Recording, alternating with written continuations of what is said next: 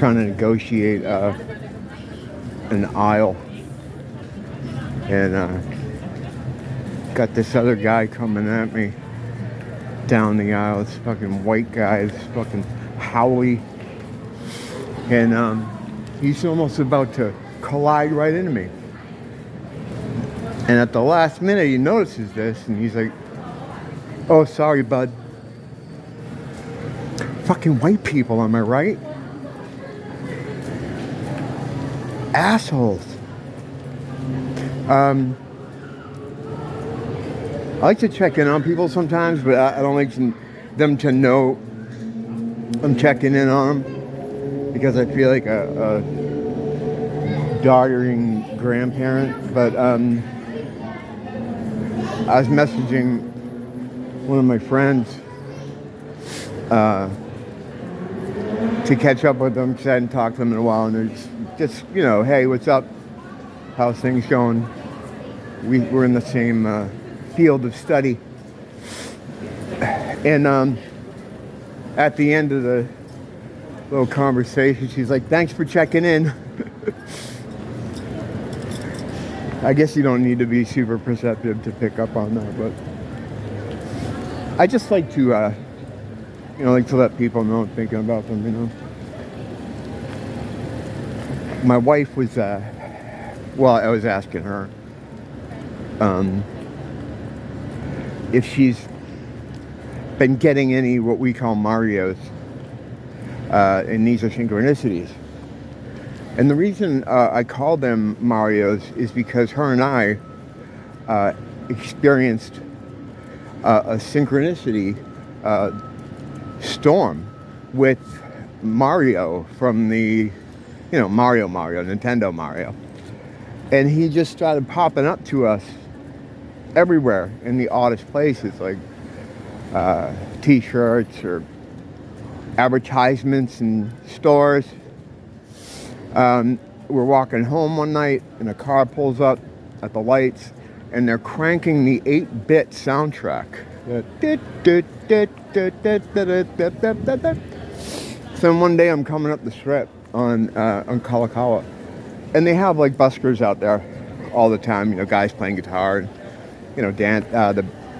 you have b-boy crews and stuff, and there's always people out there doing some kind of performing thing.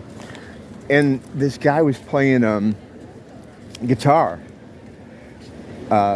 set up on the side near one of the lights to go across the street.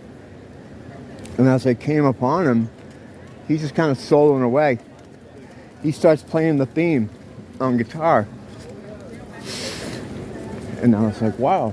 So then, after all this Mario stuff, we always call the synchronicities Marios.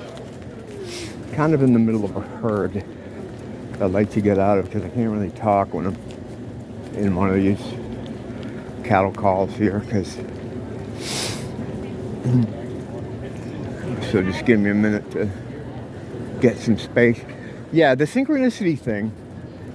Yeah, so I was asking her anyway if she had any new Marios going on, because we like to exchange, like, when they get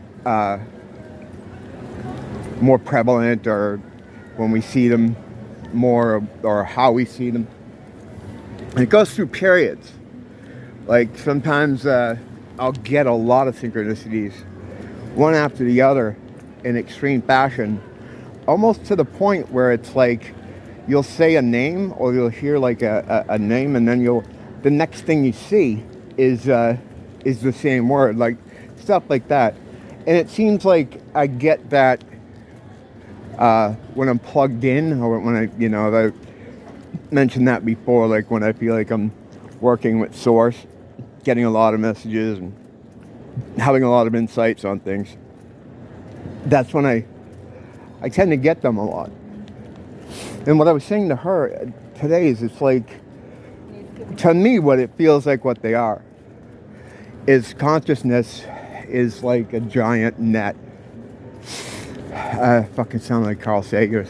Consciousness is like a toilet paper roll, and it's millions and trillions and trillions and billions. It's always billions and trillions. It's like children, you know. They have to go way overboard. Like, oh, Mom, I saw this guy. He was 100 feet tall. It's like, really? That's how these scientists are, and these astronomers and people like Carl Sagan. It's like you're lying. I mean, we know they're lying. And it seems like they just really want to go big with it, because the bigger you go, the more miles you add onto something, the bigger the size is. People can't quantify that. You revert to that thing that I have many times in my life growing up, where someone smarter than me knows what that's all about. So you don't think about it, consider it, or look into it, and it's all bullshit. You know? But anyway, I see these synchronicities as points in a net or a web, or I see them as the intersecting lines in the net where they join together. And as time goes on, the net begins to get smaller. The synchronicities become closer, and they speed up in frequency, and they become more, what is it? I was going to say alarming, but it's not alarming. It's just more intense. You know, like you'll see something, hear something, watch something. You know, it's like, and it all comes together, because what it is that net with these intersecting synchronicities, in my mind anyway, is the consciousness, the mass consciousness, the shared consciousness, the source, God, the divinity that like runs through people. And it's trying to come together. It's trying to bring itself together, because that's the natural state. You know, we're all one kind of thing. And I know that's hard to kind of think about and understand. I mean, I don't understand it, you know. It's hard for me to think about. But that's the truth of the matter is we're all one child of God. Split up like this, though, into different points of attention, expressing ourselves as individuals, we're much easier to control.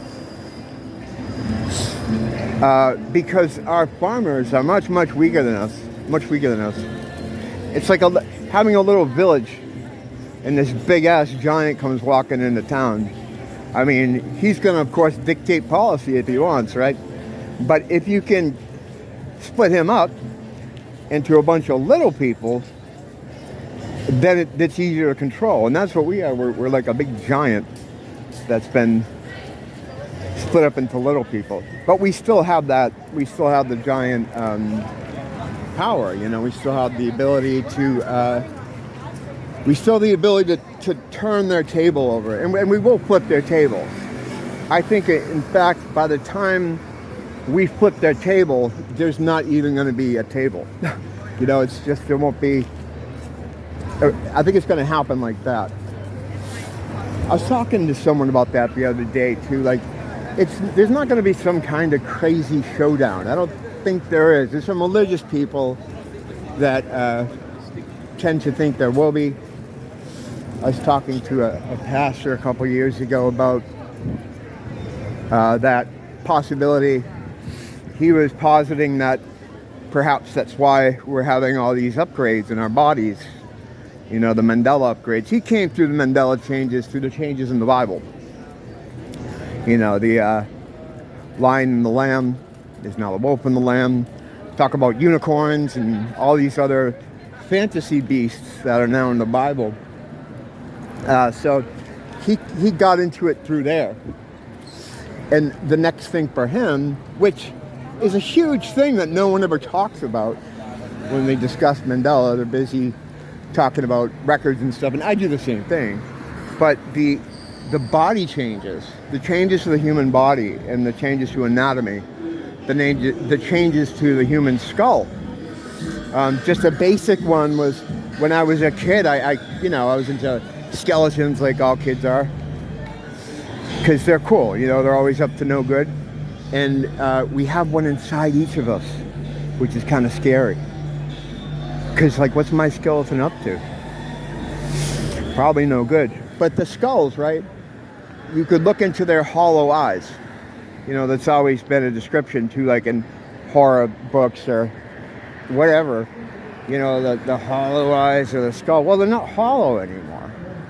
There's a bone there right behind your eyeball with a little hole to let the optic nerves through, like it's a TV stand from IKEA or something. It's ridiculous. But like a lot of the other changes to the body, I would consider that an upgrade. Because whereas you used to be able to drive something through someone's eye and it would go to their brain and kill them, I mean, you've seen that happen in comics all the time. You can't do that anymore. You'd have to break that bone. It would take an enormous amount of force. I mean, you'd have to use like a gun, I think, to do that. You couldn't do those martial arts ninja movie moves like that anymore. It just wouldn't happen. Actually, I was just thinking that Seagal movie where he did that. What was that? Under Siege. I think that's how he kills Tommy Lee Jones, right? He goes through his eye and goes through his brain. Yeah, you can't do that anymore.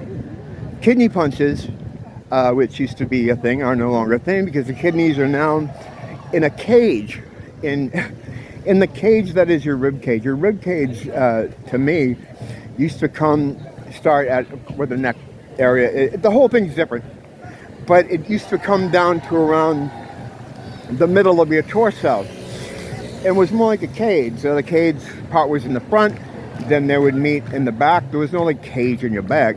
Now we have this circular cage that runs around our midsection, and it looks like something out of fucking Alien or something, like the Alien movies. It's bizarre. It's bizarre. So in that cage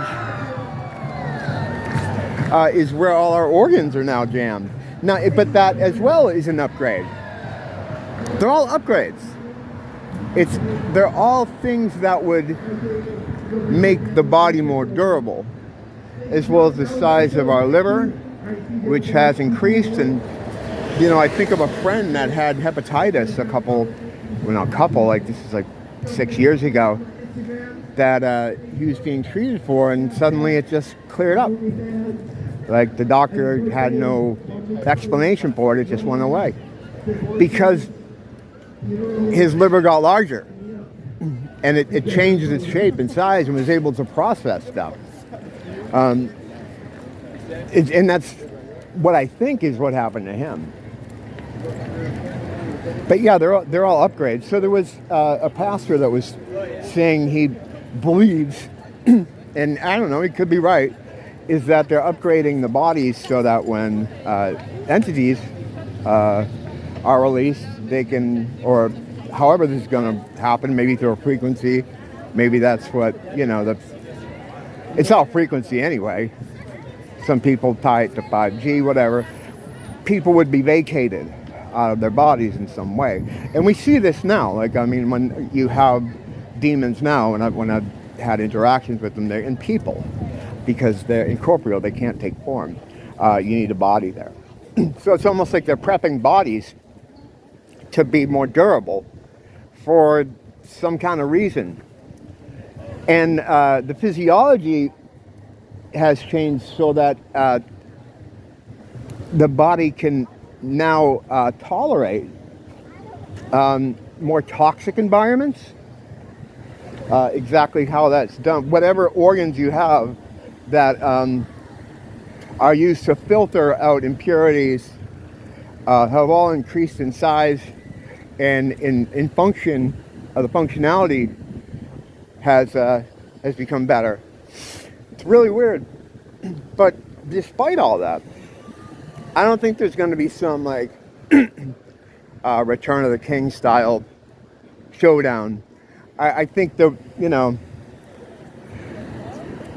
will be some kind of physical thing, but I think the physical things you're going to see here are going to be largely dictated by the ethereal, as it seems to be. Whatever's done here in the physical is always multiplied many times in the ethereal realm.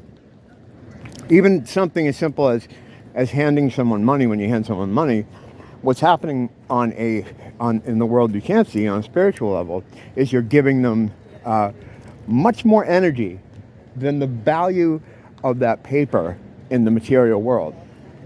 Or at least that's how it seems to be to me, and what I've come to, find. But yeah, the synchronicities, they're increasing because our consciousness is trying to pull itself back together.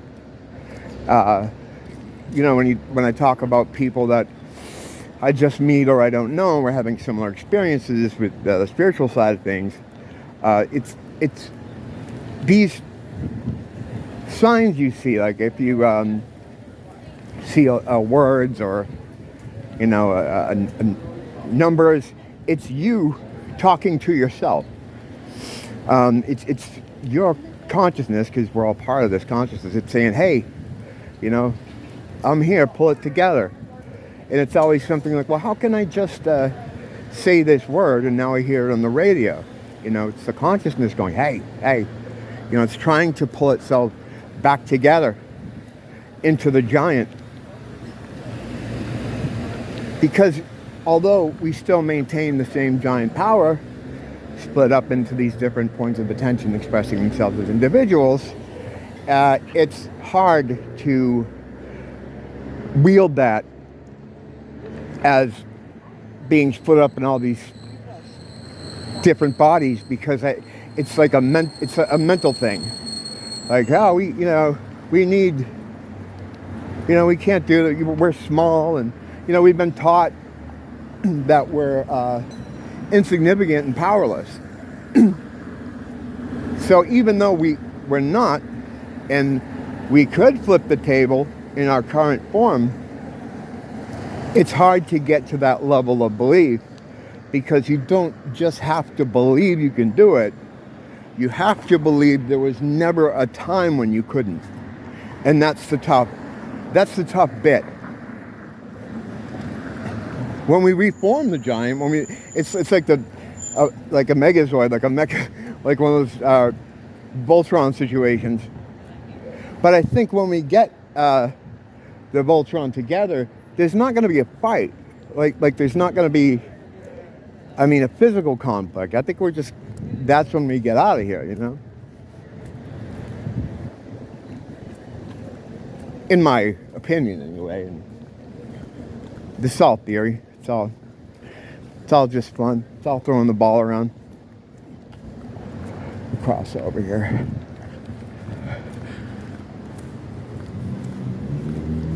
But yeah, that's what the deal is with the synchronicities. They're just happening quicker and more extreme as the consciousness is squeezing around us, trying to get back into one whole thing.